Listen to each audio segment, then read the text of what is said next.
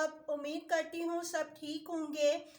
आज जो है वो review of chapter synthetic material है, यानी कि पूरा चैप्टर जो आप लोगों ने पढ़ा है सिंथेटिक मटेरियल्स का, और जो जो टॉपिक्स आप लोगों को पढ़ाए गए हैं, समझाया गया है, उसके बारे में एक्सप्लेन करूँगी मैं कि कौन कौन से टॉपिक्स आपने पढ़ लिए हैं। सबसे पहले तो मैंने आपको सिंथेटिक मटेरियल्स में फाइबर्स के बारे में समझाया था।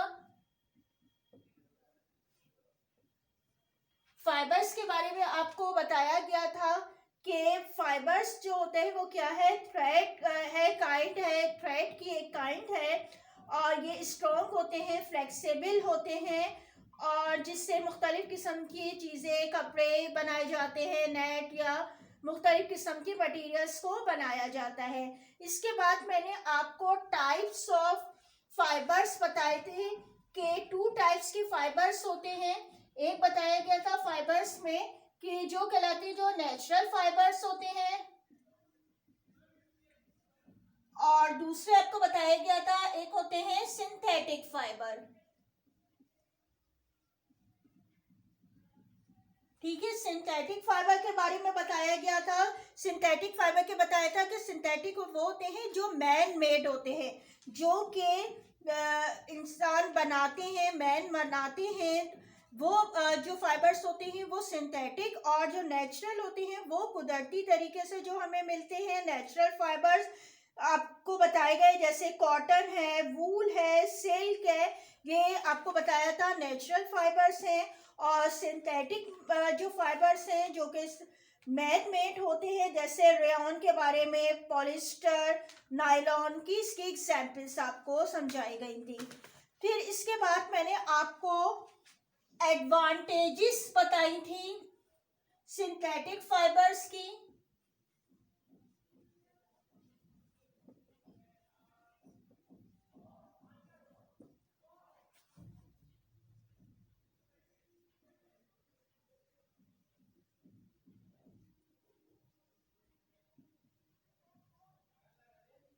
ठीक है, सिंथेटिक फाइबर्स की एडवांटेजेस बताई गई थी कि हम इसे क्यों इस्तेमाल करते हैं, कि स्ट्रॉन्ग होते हैं और जो होते हैं इजीली वॉश हो जाते हैं, इसलिए हम यूज़ करते हैं। इसके अलावा भी काफ़ी आपको एडवांटेजेस बताई गई। इसी तरह जो है फिर एक टॉपिक था हमारा जिसमें आपको डिसएडवांटेजेस बताई गई थी।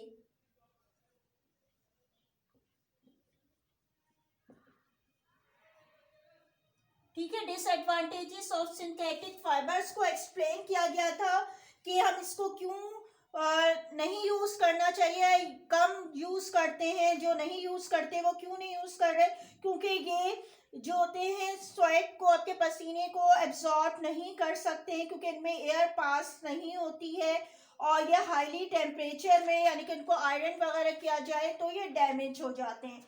ठीक है, इसी तरीके से फिर आपको इसका एक मेन टॉपिक बताया गया था जिसका गया था पॉलीमर्स। पॉलीमर्स में मैंने आपको एक्सप्लेन किया था कि दरअसल लार्ज मॉलिक्यूल होते हैं जो कि कंपोस्ट होते हैं, किस चीज से मिलकर बन रहे होते हैं, एक यूनिट होता है जिससे ये मिलकर बनते हैं, यानी कि मोनोमर्स जो होता है यूनिट, उससे यानी कि बहुत सारे मोनोमर्स से मिलकर जो है वो पॉलीमर्स बनते हैं। ठीक है, इसके बारे में बताया गया था आपको कि जो वर्ड है polymers come from the Greek word poly means many and the MERS means आपको बताया गया था पार्ट ऑफ अ यूनिट। ठीक है, बहुत सारे जो पॉलीमर्स जो होता है वो एक लार्ज मॉलिक्यूल था, मैक्रो मॉलिक्यूल्स था, और जो कि मोनोमर्स यानी कि मोनोमर्स को कहा गया था एक सिंगल यूनिट होता है मोनोमर्स, यानी कि बहुत सारे जो मोनोमर्स मिलते हैं तो एक चेन बन जाती है, और ये क्या क्या कहला रही होती है, ये इसको पॉलीमर्स कहते हैं। और इसमें भी मैंने आपको टाइप्स ऑफ पॉलीमर्स में बताया था कि 2 टाइप्स के होते हैं, जैसे कि एक बताया गया था सिंथेटिक फाइबर्स होते हैं जो मैन मेड हैं, और एक प्लास्टिक होते हैं। ठीक है, और इसके अलावा भी जब आपको सिंथेटिक फाइबर्स में मुख्तलिफ किस्म के सिंथेटिक फाइबर्स के बारे में समझाया गया आपको,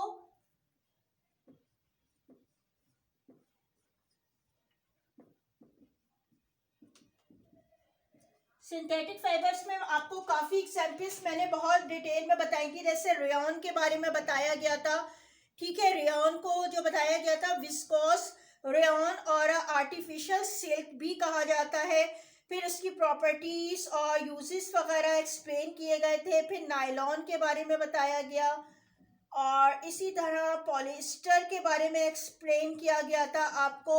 ये सब के सब क्या है, सिंथेटिक फाइबर्स है। ठीक है, इनके यूजेस वगैरह भी आपको एक्सप्लेन किए गए थे। ठीक है, इसके अलावा जो सिंथेटिक फाइबर्स के अलावा जो फिर है प्लास्टिक के बारे में आपको एक्सप्लेन किया गया था। ठीक है, प्लास्टिक के आपको बताया गया था, ये भी सिंथेटिक मटेरियल है एक तरह का, और इसकी टाइप्स बताई गई थी, 2 टाइप्स आपको याद आ गई होंगी जी हाँ। थर्मोप्लास्टिक बताया गया था और थर्मोस्टैटिक प्लास्टिक। थर्मोप्लास्टिक के बारे में बताया गया था, ये सॉफ्ट होते हैं और ये हीट्स और मोल्ड्स जो होते हैं, मोल्ड किया जा सकता है डिफरेंट शेप्स में अगेन एंड अगेन। ठीक है, ऐसी प्लास्टिक जिसको हीट देने से जो है वो मोल्ड हो सके, दूसरी शेप्स में चेंज हो सके, ये थर्मोप्लास्टिक कहलाते थे। ठीक है, और इसी तरह बताया था थर्मोस्टैटिक प्लास्टिक के बारे में कि ये सॉफ्ट नहीं होते हैं और इन्हें मोल्ड नहीं किया जा सकता है। और मुख्तलिफ किस्म के जो आपको बताया था बैकलेट्स जो होते हैं, यानी कि स्विच बोर्ड्स वगैरह बनाने में, या जो है क्रॉकरी वगैरह जो बनाई जाती हैं वो इन प्लास्टिक्स की बनाई जाती हैं। इसके अलावा प्लास्टिक की एडवांटेजेस और डिसएडवांटेजेस के बारे में भी काफ़ी डिटेल से आपको एक्सप्लेन किया गया। इसके बाद जो लास्ट टॉपिक आपका था इस चैप्टर का, वो था बायोडिग्रेडेबल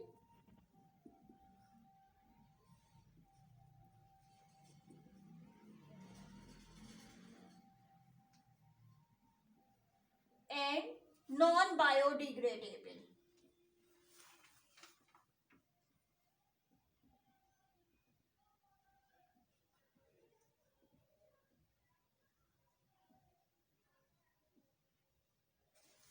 ठीक है, इनके बारे में आपको एक्सप्लेन किया गया था कि बायोडिग्रेडेबल जो होते हैं ऐसे मटेरियल होते हैं जो कि डिकम्पोज हो जाते हैं नेचुरली। ठीक है, यानी कि बैक्टीरिया वगैरह के प्रोसेस से ये डिकम्पोज हो जाते हैं, जैसे डेड एनिमल, डेड प्लांट्स वगैरह। और जो नॉन बायोडिग्रेडेबल होते हैं ऐसे मटेरियल होते हैं जो कि डिकम्पोज नहीं हो सकते, जैसे प्लास्टिक है, ग्लास है और मेटल्स थे। यानी कि एक पूरा चैप्टर जो आपको मुख्तलिफ टॉपिक एक्सप्लेन किए गए थे उसका एक रिव्यू मैंने दिया है आपको। अच्छा, अब रिव्यू ऑफ होमवर्क, यानी कि इस पूरा चैप्टर जो आपका सिंथेटिक मटेरियल था, इसमें आपने कुल जो है टोटल कितने क्वेश्चन आंसर आपने कर लिए हैं उसका एक रिव्यू दे देती हूँ, ताकि आपको अपने जर्नल में देख लीजिए कि आपने किए हुए हैं कि नहीं। कि आपको क्वेश्चन आंसर जो करवाए मैंने, क्वेश्चन नंबर 1 2 क्वेश्चन नंबर 13 करवाए, यानी कि टोटल 13 क्वेश्चन आंसर आपके जर्नल में होने चाहिए, आपके रजिस्टर में। ठीक है, ये होने चाहिए, ये आपको करवाए गए हैं, 13 है। और इसी के बीच में आपको याद होगा कि जो विंटर वेकेशन का होमवर्क है वो भी है शामिल, लेकिन मैं चैप्टर की बात कर रही हूँ, रिव्यू आपका चैप्टर का हो रहा है, तो उसके लिहाज से आपके question number 1 to 13 question answer मैंने आपको करवा दिए हैं। और जो आज का होमवर्क मैं देने आपको जा रही हूँ, ठीक है, यानी कि इस चैप्टर के एंड में आपको पता है कि आपका होमवर्क जो होता है वो होता है, क्या होता है, यानी कि एमसीक्यूज दिए जाते हैं, क्या कोई भी एक्सरसाइज होती है। तो आज जो आपको होमवर्क है आज का, वो है चूज द करेक्ट आंसर है। ये बुक पेज नंबर 35 पर है। ठीक है, बुक पेज नंबर 35 पे है आपका, एमसीक्यूज है ये, चूज द करेक्ट आंसर। ठीक है, ये आप कर लीजिएगा।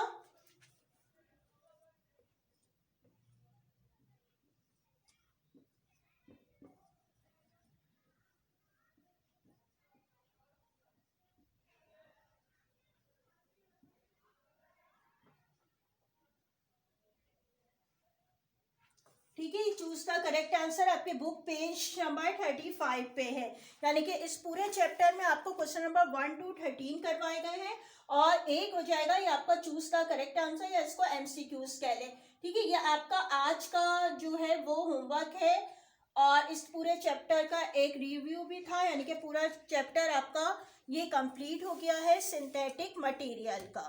यकीनन आपको समझ में आ गया होगा और आपने रजिस्टर्स में देख लिया होगा कि आपका पूरा काम है। अगर नहीं है तो फ़ौरन इसको कंप्लीट कर लीजिए ताकि आपका ये पूरा चैप्टर कंप्लीट हो जाए। Thank you. अल्लाह हाफिज़।